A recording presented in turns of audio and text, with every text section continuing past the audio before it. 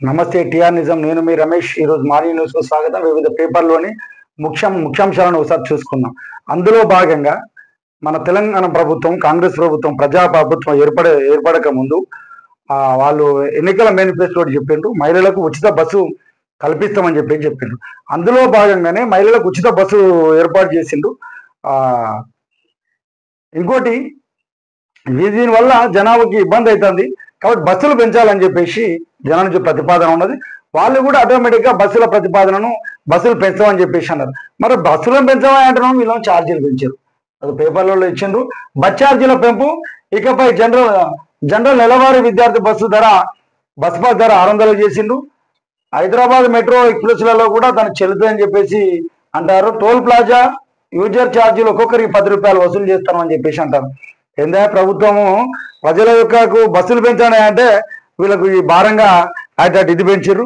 అందులో దానికి సంబంధించిన దాంట్లో ఈ బస్సు ఛార్జీల బాధలు మాత్రం విపరీతంగా పెంచారు. దానికి చూద్దాం. అది ఇది అప్పటికిప్పటికి భారం ఎంత పడ్డది అనేది ఒకసారి మన కండ్లకు కట్టినట్టు చూసుకున్నాం. బస్ ఛార్జీలు, పాత బస్ ఛార్జీలు, విద్యార్థి బస్ ఛార్జీలు ఏమో 4 కిలోమీటర్లకు ఇంతకుముందు 150 ఉండే, ఇప్పుడు 225 రూపాయలు అయింది. తర్వాత 8 కిలోమీటర్లకు 200 ఉండే, ఇప్పుడు 300 రూపాయలు అయింది. 12 కిలోమీటర్లకేమో 300 ఉండే, 450 అయింది. 22 కిలోమీటర్లకేమో 450 ఉంటే ఇప్పుడు 675 అయింది. ఇక నెలవారీ రూట్ బస్సులు 5 కిలోమీటర్లకు ఇంతకుముందు 150 రూపాయలు ఉండే, ఇప్పుడేమో 225 రూపాయలు అయింది. 15 కిలోమీటర్లకు 300 ఉంటే ఇప్పుడు 450 అయింది. 25 కిలోమీటర్లకు 455 ఉంటే 675 అయింది. 35 కిలోమీటర్లకు 550 ఉంటే 825 రూపాయలు అయింది. అంటే ఈ బస్ ఛార్జీలకు మాత్రం విపరీతంగా పెంచిండు. ఇక విద్యార్థి జనరల్ నెలపాసు ఇంతకుముందు 400 ఉంటే ఇప్పుడు 600 రూపాయలు అయింది. ఆర్డినర్లలో ఇప్పుడు జనరల్ బస్ పాస్ ఉంటే 1150 రూపాయలు గతంలో ఉంటే ఇప్పుడు 1400 రూపాయలు అయింది. మెట్రోకేమో 1300 ఉంటే ఇప్పుడు 1600 రూపాయలు అయింది. మెట్రో డీలర్స్కేమో 1450 రూపాయలు ఉంటే ఇప్పుడేమో 1800 రూపాయలు అయింది. అంటే బస్సు ఛార్జీలను తగ్గిస్తారేమో అని చెప్పేసి అనుకున్నారు, కానీ బస్ ఛార్జీలను మాత్రం పెంచిండ్రు. మొన్న కూడా కొన్ని పథకాలు అమలు చేయాలంటే కూడా కొన్నిటిని మన జనంపై రుద్దాలని చెప్పేసి ముఖ్యమంత్రి గారు పెద్ద మీటింగ్లోనే చెప్పిండు, ఉద్యోగస్తుల మీటింగ్లో చెప్పిండు. ఉద్యోగుల యొక్క కళలు నెరవేర్చాలంటే, వాళ్ళకు సంబంధించిన వ్యవస్థ మొత్తం పెంచాలంటే కొన్ని పథకాలను తగ్గేయాల్సి ఉంటుంది, లేకపోతే రేట్లను పెంచాల్సిన ఉంటుందని చెప్పేసి అన్నాడు. అందులో భాగంగానే ఇది పెంచిండని చెప్పేసి అనుకుంటారు జనాలు. ఇక చూడాలి మరి ఏం ప్రభుత్వం ఏం చేస్తుంది, ఎడిపోతుందో ఒకసారి ఆలోచన చేయాల్సి ఉంటుంది. ఇంకోటి 27 మందితోటి ఉపాధ్యక్షులు ఉంటారట, 69 మంది ప్రధాన కార్యదర్శులు ఉంటారట.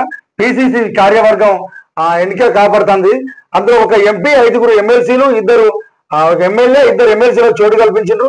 విద్యార్థి సామాజిక న్యాయానికి ప్రాధాన్యత ఇస్తామని చెప్పేసి అంటారు. బడుగు నేతలకేమో 68% పదవులు, వర్కింగ్ ప్రెసిడెంట్ పోస్టులపై కొనసాగుతున్న ఉత్కంఠ అంటాడు.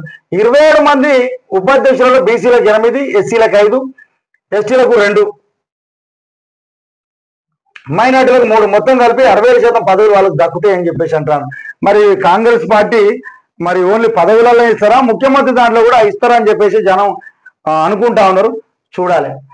ఇంకోటి, ఈ శాఖల కేటాయింపుపై కసరత్తు చేస్తా ఉన్నారు అని చెప్పేసి ఇచ్చిండ్రు. ఇంకోటి, శాఖలు మొన్న 3 కొత్తగా మంత్రులు ప్రమాణ స్వీకారం చేశారు. వాళ్ళకి ఏ శాఖలు కేటాయించాలా ఏంది అని చెప్పేసి నిన్న మన ముఖ్యమంత్రి గారు కేసీ వేణుగోపాల్ గారిని కలిసిండ్రు. ఆ తర్వాత ఈరోజు ఖర్గే గారిని కలిసి పూర్వపరాలు ఏ విధంగా ఉంటాయని చెప్పేసి అంటారు. కొంతమందికి ఏమో స్థానచలనం కూడా జరగవచ్చు అని చెప్పేసి అంటారు. అంటే పాత మంత్రులకు కొంచెం అటు ఇటు మార్పులు చేర్పులు జరగవచ్చు, వాళ్ళ కొత్త వాళ్ళకి అటు ఇటు పోవచ్చు అని చెప్పేసి అంటారు. ఏదేమైనప్పటికీ తొందరగా ఫుల్ఫిల్ యొక్క కమిటీని ఏర్పాటు చేయాలని చెప్పేసి టీఆర్ నిజం నుంచి కోరుకుంటాను. ఇంకోటి, నిన్న ఈ కాళేశ్వరం దానిపైన విచారణకు హరీష్ రావు గారు హాజరైండ్రు. అందులో భాగంగా ఆయన కొన్ని విషయాలు లేవనెత్తింది. ఇది ఒకటి గత ముఖ్యమంత్రి కేసీఆర్ ఒకటి తీసుకున్న నిర్ణయం కాదు, ఇది సమిష్టి నిర్ణయం తీసుకున్నారు. ఈ మంత్రి మండలి మొత్తం ఒక సమిష్టి నిర్ణయాలు తీసుకున్న తర్వాతనే అది జరిగింది అని చెప్పేసి చెప్తా ఉన్నాడు.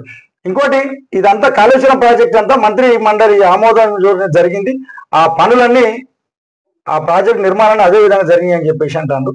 బ్యారేజీ పూర్తి స్థాయిలో నీరు నింపాల్సిన ఎవరు ఆదేశించారని చెప్పేసి అన్న ప్రశ్నకు ఆయన ఏమంటారు, ఇదంతా ప్రభుత్వం వాళ్ళకి సంబంధం లేదు, ఇది ఏదైనా ఇంజనీర్ల యొక్క వాళ్ళ సొంత నిర్ణయాలతో జరిగింది తప్ప ఇది ఎవరికి సంబంధం లేదని చెప్పేసి అంటారు.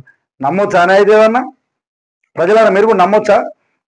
ఈరోజు కనీసము మండల స్థాయి అధికారి, మండల స్థాయి రాజకీయ నాయకుడు చెప్తేనే మండల స్థాయిలో ఉన్నటువంటి అధికారులు పనిచేసేటువంటి సంప్రదాయం కలిగినటువంటి వ్యవస్థ నడుస్తుంది. కానీ ఇంజనీర్లు సొంతంగా నింపిరాట అని చెప్పేసి అంటే ఇది ప్రజలు నమ్మసౌక్యంగా ఉంటుందా? ఒకసారి ఆలోచన చేయాల్సిన అవసరం ఉంటుంది. కాకపోతే అధికారులు ఒకటి ఆలోచన చేయాల్సిన అవసరం ఉన్నది.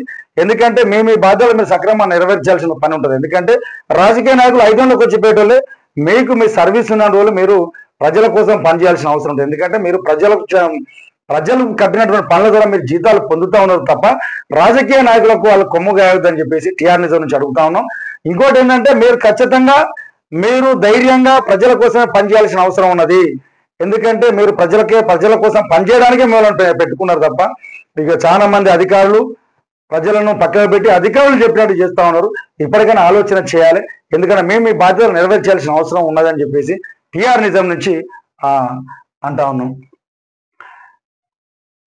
ఇక ఇంకోటి, భూభారతి మాకు ఎన్నికల రెఫరెండమే అని చెప్పేసి అంటారు. గత ప్రభుత్వంలో ధరణి వల్ల చాలా మంది రైతులు నష్టపోయిండ్రు. అటు ఎస్సీ/ఎస్టీ అయితే పూర్తిగా నష్టపోయిన సందర్భాలు ఉన్నాయి. ఎందుకంటే వాళ్ళ భూములు పట్టాలకు రాలే, చాలా మంది లాభాన్ని పడ తీసి పారేసిండ్రు జరిగి. కానీ ధరణి వచ్చిన తర్వాత అవి కాంగ్రెస్ ప్రభుత్వం కొత్త చట్టం తెచ్చింది భూభారతి అని చెప్పేసి, అది సక్రమంగా అమలు చేస్తామని చెప్పేసి అంటారు. సక్రమంగా అమలు చేయకపోతే ఇది మాకు ఎన్నికల రెఫరెండంగా భావిస్తాము అని చెప్పేసి మంత్రి గారు చెప్తా ఉన్నారు. ఇది ఆ విధంగా మంచి శుభపరిణామంగా స్వీకరిస్తారు. ఎందుకంటే సక్రమంగా అమలు కావాలి, రైతులకు న్యాయం జరగాల్సిన అవసరం ఉన్నదని చెప్పేసి టీఆర్ నిజం నుంచి ప్రజలకు తెలియజేస్తాను. ఇప్పటికైనా దానికి సంబంధించిన మంత్రి గారికి ఇది సక్రమంగా అమలు చేయడానికి మీ వంతు పాత్ర పోషించాలని చెప్పేసి టీఆర్ నిజం నుంచి మిమ్మల్ని గుర్తు చేస్తున్నాం సార్. ఇంకోటి, మీకు గృహ నిర్మాణ శాఖ కూడా మీరే ఉన్నారు, కానీ పేదవారికి ఇస్తామని చెప్పేసి మీరు చెప్తా ఉన్నారు. కానీ అంతటా కూడా ధనవంతులకే మీరు ఇచ్చేటువంటి డబ్బులు గృహాల మంజూరు పత్రాలు వాళ్ళకి అందుతా ఉన్నాయి. ఆలోచన చేయాలి. 2 ట్రాక్టర్లు ఉన్న వాళ్ళకు 3 ట్రాక్టర్లు ఉన్న వాళ్ళకు ఇది జరుగుతూ ఉన్నాయి. మరి ఇంద్రమ్మ కమిటీలు ఏం చేస్తానయా ఆలోచన చేయాలి. కనీసం ఇంద్రమ్మ కమిటీలను వాస్తవానికి అది ఎక్కడ న్యాయం చేస్తలేదని చెప్పేసి ప్రజలు అనుకుంటా ఉన్నారు. నిజంగా క్షేత్రస్థాయిలో అధికారుల పర్యవేక్షణ జరగాల్సిన దాన్ని రాజకీయ నాయకులకి రుద్దుతా ఉన్నారు. కాబట్టి దీనిపైన మీరు కొంచెం దృష్టి పెట్టాలి సార్. ఎందుకంటే పేదలు న్యాయం చేయాలని చెప్పేసి మిమ్మల్ని అడుగుతా ఉన్నారు సార్. ప్రజల తరఫున దాన్ని దృష్టి పెట్టుకోవాలని చెప్పేసి అంటా ఉన్నాం. ఇంకోటి, స్థానికానికి ఇదే అదను. ఇక స్థానిక ఎలక్షన్లు ఇక జూలై ఆగస్టులో వస్తాయని చెప్పేసి అంటా ఉన్నారు. కాకపోతే ప్రజలు ఆలోచన చేయాలి. ఎవరు వచ్చినా కూడా ఎప్పుడు వచ్చినా కూడా నిజంగా మీకు మీ సమస్యలను తీర్చే నాయకుడు అంటే మీరు అనుకోవచ్చు మాకేం సమస్యలు ఉంటాయా, మా పని మేము చేసుకుంటాం అని ఉండొచ్చు. కానీ ఆ ఊరిని బాగు చేయడానికి, ఊర్లో ఏమైనా సమస్య వస్తే దాన్ని తీర్చడానికి నాయకుడు కావాలి. ఎంత దూరం పోయినా కూడా పనిచేసే నాయకుడు కావాలి. సాయంత్రం మందులు దాగి ఏదో అలాంటి నాయకుడు వద్దు. ఏదైతే మంచి చేసేటువంటి నాయకుడిని ఎన్నుకోవాల్సిన అవసరం మీ పైన ఉన్నది. ఎందుకంటే అక్కడ ఉన్నటువంటి గ్రామంలో ఉన్నటువంటి సర్పంచ్ అనే వ్యక్తి ఆ ఊళ్ళో చదువుకునే పిల్లలకు కూడా గ్రంథాలయాలు ఏర్పాటు చేయాలి. వాళ్ళకి చదువు తగ్గట్టు ఏదైనా ఉపాధి అవకాశం సృష్టించడానికి ప్రభుత్వ ఎమ్మెల్యే దగ్గరికి తీసుకుపోయే సందర్భం ఉండాలి. లేదంటే వీలైతే పెద్ద ఎత్తున తీసుకుపోయే సందర్భం ఉన్నటువంటి నాయకుడిని ఎన్నుకోవాల్సిన అవసరం మీ పైన ఉన్నది. ఎందుకంటే ఏదో ఆ రోజు ఓటు నమ్ముకోకుండా నిజమైన నాయకుడిని ఎన్నుకోండి. ఆడ ఉన్నటువంటి ప్రజల సమస్యలను తీర్చే నాయకుడిని ఎన్నుకోండి. అది ఎందుకంటే అంబేద్కర్ ఇచ్చినటువంటి ఓటు అనేది చాలా విలువైనది. అక్కడ సమస్యలను తీర్చే నాయకుడు గ్రామ సర్పంచ్ అనే పదవి మామూలు పదవి కాదు. కాబట్టి దాన్ని ఎన్నుకునేటప్పుడు సరైన నాయకుడిని ఎన్నుకోవాల్సిన అవసరం ఉంటుంది. ఏదో తాగి తిని నమస్తే నమస్తే అనేటోళ్ళం కాకుండా జెన్యున్ గా మీకు సమస్య వస్తే ఎంత దూరమైనా పోయి దాన్ని పరిష్కరించే నాయకుడిని ఎన్నుకోవాలి. పార్టీలను పక్కన పెట్టాలి. ఎందుకంటే ఊరు పరిధికి వచ్చేసరికి ఏ వ్యక్తి అయితే మనకు న్యాయం చేస్తాడనే దాన్ని దృష్టిలో పెట్టుకొని ఎన్నుకోవాల్సిన అవసరం ఉంటుంది. ఎందుకంటే ఎన్నికలు సిద్ధం కావాల్సిన అవసరం ఉన్నదని చెప్పేసి అంటారు. ఎందుకంటే ఎన్నికలు రాకపోవడం వల్ల అక్కడ చాలా విషయాలు మరుగున పడిపోతా ఉన్నాయి. కాబట్టి దానిపైన దృష్టి పెట్టాల్సిన అవసరం ఈ ప్రజల పైన ఉండదు. ఎందుకంటే ఓటు అనేది చాలా బాధ్యత గల మీ చేతిలో పెట్టిండు. గత ప్రభుత్వాల దగ్గర కూడా మంచిగా చేయలేదు అంటారు, ఇప్పుడు ఇది మంచిగా చేయలేదు అంటారు. కాబట్టి మీరు ఎన్నుకునేటప్పుడు సరైన నాయకుడిని ఎన్నుకోవాల్సిన అవసరం ఉంటుంది. ఎందుకంటే ఈ రోజు డబ్బులు ఇచ్చి ఏదో మద్దతు ఇచ్చి మాంసం ఇచ్చడం వల్ల ఉరికే రోజు మీరు తింటా ఉన్నారు, మీరు తాగుతా ఉన్నారు, అన్ని మీరు చేస్తా ఉన్నారు. ఆ ఒక్కరితో పోయేదేం లేదు. కాబట్టి సక్రమైన నాయకుని ఎన్నుకోవడానికి మేమంతా పాత్ర పోషించాలని చెప్పేసి టీఆర్ నిజం నుంచి మిమ్మల్ని అడుగుతా ఉన్నాం. ఇది ఈరోజు వార్తలు. మరిన్ని వార్తలతో రేపు మేము ముందుకు వస్తాం.